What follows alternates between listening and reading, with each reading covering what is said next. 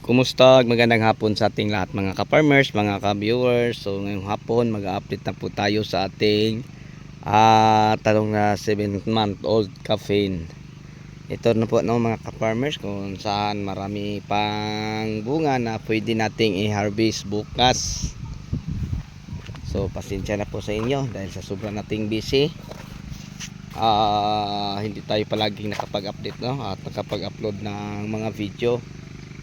So yun po, kita natin kung gaano karami ang mga bunga na ating makikita sa bawat puno po ng ating talong. Okay, so yung hindi na naniniwala na pag ganito na kalaki ang ating punong talong, isang puno kaya magbunga ng 50, ito pwede nyo to puntahan mga ka-farmers, mga ka-viewers. So tingnan nyo yung isang sanga lang na ganito, yan. Yung dito banda lang, daming bunga. So bukas no, ang harvest natin din sa ating talong. So ang variety po ng ating talong, ito po ay ang Galaxy Calixto F1.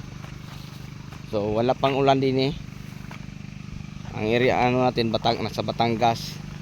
So nag May 30 na tayo pero wala pa ding ulan. Yan.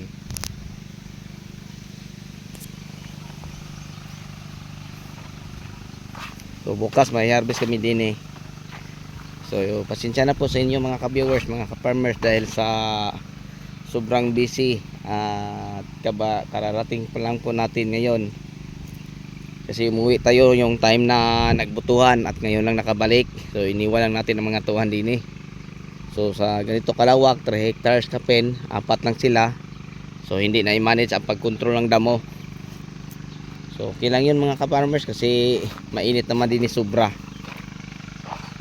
Okay, so yun lang siguro ang mai-share at maibahagi ko po sa inyo. Hanggang sa huli ako nagpapaalam. Thank you.